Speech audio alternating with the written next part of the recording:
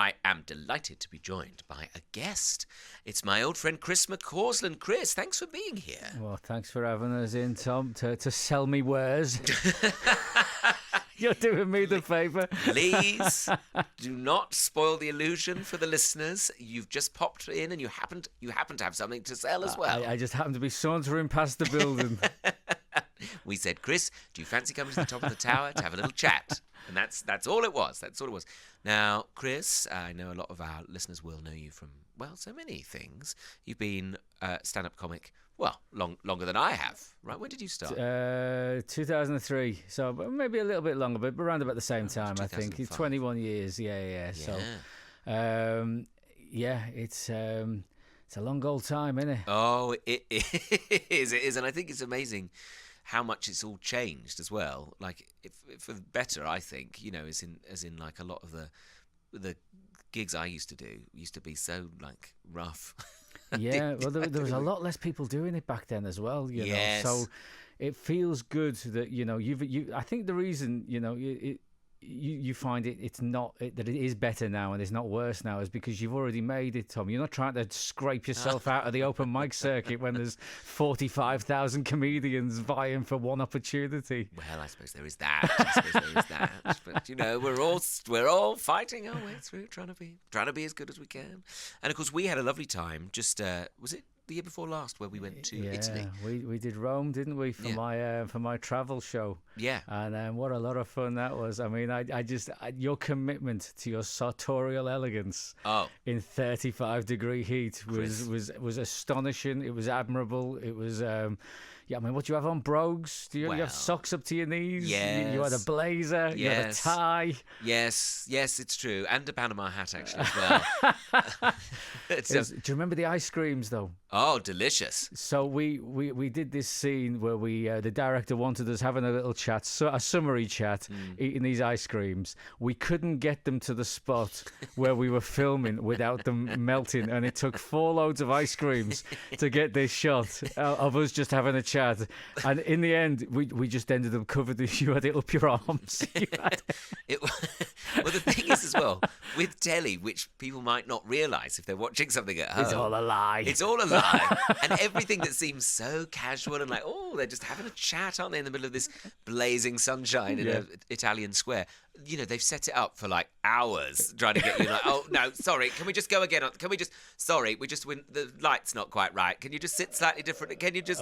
They kept having to run in with new ice creams. In the end, we had to just throw the illusion out the window because it was so far more and more ice cream just all over our faces. Oh, that was a wonderful show. That was called Wonders of the World I Can't See. And it was you took a few of us on holiday with you to sort of... You, Harry, Lisa Tarbuck and Guz Khan. Harry Hill, that is, sorry. 4 episodes. It might still be up there to watch on Channel 4, but it might not be. I've no idea. Because it was quite extraordinary to go on a holiday and think about how travel is for you. You know, the things you can't see, and actually kind of making that experience more I guess, engaging for you. I don't know if it works. Yeah, well, you're an incredibly verbose and you've got a good vocabulary, Tom, That's one way of describing me. But it was great to do. I love going to the Colosseum. We had the whole place to ourselves, didn't we? I mean, that you've got to appreciate that just on that level, haven't you? That you've got the whole place to yourself. Yeah. I mean, having the whole place to yourself, whatever the place is, sounds good. But when it's the Colosseum, it's a bit mad, isn't it? Yeah. Oh, yeah. And then we got to try and be gladiators. Yeah. Which I thought was, again, I mean, I don't think either of us would have been very good as real gladiators. I'll say that. No, but within the illusion of television, I think we gave Russell Crowe a run for his money. I never got that phone call. They're making a new Gladiator film, aren't they? I never got that phone call about that. Chris, you've got a new ITV show. A brand new show. Started yesterday. Started yesterday. It is. It's called the Chris McCausland Show. Good. And it is it's a breakfast show. It's a talk show. But we haven't put breakfast in the title. And we don't reference the morning. Very wise. So that because things live on catch up these days, don't they? Well, that's the beauty of it, and surely. if we can get people to watch it at 7 p.m. and not feel like it's breakfast. Yes. then that's all good for the viewers. So if you want to watch a breakfast show with no reference to breakfast, it's good though. It's the energy we're trying to put across in it. We have 2 guests. A little bit of nonsense, and we have a band on doing a couple of songs. And episode 1 was I have my mate Donna Preston. Do you know Donna? Yeah, actress Donna Preston. I thought I'll make life easy for myself. Episode 1, I've never done this before, never hosted a show on the telly, never interviewed anybody. Let's get my mate Donna on. I said, can we just warm into this slowly? Can we just can I learn me craft? Yeah. So they said, we've booked Paul Whitehouse in for the other guest. So the I had to breathe. Comedy legend Paul Whitehouse.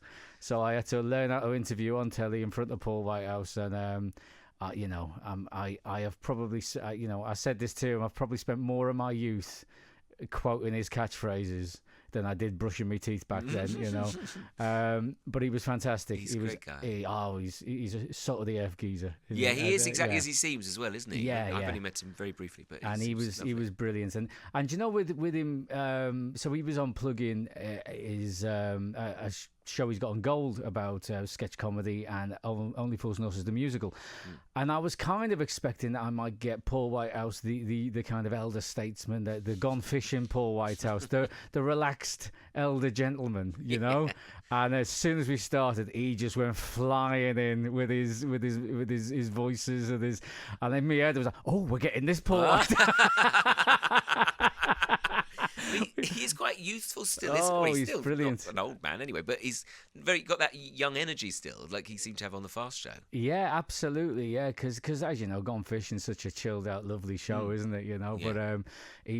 But what a joy to have him on episode 1. So Donna, Paul, and we have a band on, but I was going to say, this is what I love about the show as well, is that you're one of the few shows that's putting on music and sort of introducing people to new bands, and they play an acoustic set. Is that right? No, so we've got a full band setup. I mean, a full space, performance space. Brilliant. So they can bring as many or as few as they want, really. So we had the lottery winners on on the first episode, who were a band from Lee, and they brought the whole band. And what we're doing really is play whatever song you want of your big hit or whatever it is you want, and maybe something a little different. So they played their big track, and they closed the show with Madness, a cover of Madness. Oh, really? Yeah. So but it just, the energy is good when you've got a full band in. It's a good way to start the morning. Am I selling it, Tom? Yes, I'm sold on it, Chris. Don't worry about that. And I think that's very wise because, as you say, it's a show you can get on ITVX, so you can listen to it at any time of the day or night. And people want to be uplifted whatever time they're watching something, don't they? I think they want energy. Absolutely, yeah. And I just think if you're browsing the old ITVX thing and you see the Chris McCausland breakfast show and it's 7 p.m, you think, I'm not watching that. So just while we're mentioning this breakfast, don't mention it. Don't mention it. Lure them in. That they won't have a clue. But it's true though, isn't it? People wake up, they want to just have a laugh. I think particularly these days when the news is so gloomy and depressing. I've got a real passion for going, if you're going to entertain people, entertain them, uplift them. Absolutely. And we pre-record on a Wednesday afternoon anyway, so it's madness. Chris, don't tell people to pretend it's breakfast anyway. Seems very live. Oh, absolutely. Yeah. Oh, but and you're enjoying it fundamentally. That's what. Do you know what? I was asked before doing it, are you looking forward to it? I said, ask me when we're going into episode 4. Let me get 3 under my belt. But the first one was such a joy that I'm really looking forward to the second, to getting the second one done now. Yeah. It's just a lot of fun to have a laugh, and I think if you're having fun doing it, and you're having a laugh doing it, then people will be having fun watching it. Yeah. And that's the main thing, really, isn't it? So don't take yourself too seriously. Right. We have some games in it, and if they don't work, it's probably funnier than if they do. So just have a laugh. Yeah. Have a laugh. There's not enough of that in the world, if you ask me. That's so true, Chris. That's so true. Well, I'm so pleased for you. Very well deserved. And it's running for another 10 weeks You can watch it going out on ITV at 8:25 on Saturday mornings, and of course you can watch it on ITV at any time of the day with a cup of tea or a Horlicks. Cup of tea, Horlicks, cocoa. Do you know what we've got? We've got Rob Beckett coming up. I've heard of him. We've got Ben Elton coming up. Oh gosh, wow! And we've got Tom Allen, possibly. Tom, what do you reckon, mate? Well, I'll be there. Let me tell you, I will be there. I'll be there on a Saturday morning or whenever you want me to be there. Wednesday afternoon or a Wednesday afternoon. Apparently, there's something happening on a Wednesday afternoon. But you know, a lot of love coming in for you on the text as well. I love Chris McCausland. People are saying. So, Chris, I know it's going to go from strength to strength. I'm so happy for you, and have a lovely time over the next 10 weeks. I promise I will pop in and say hello to you. Maybe I'll have something to sell. I don't know. It's not like me. But, and people can watch the first one now. Anyway, there you go. Go and have a look. Go and have a look. All right. Thanks so much for joining us, the wonderful Chris McCausland. Cheers, mate.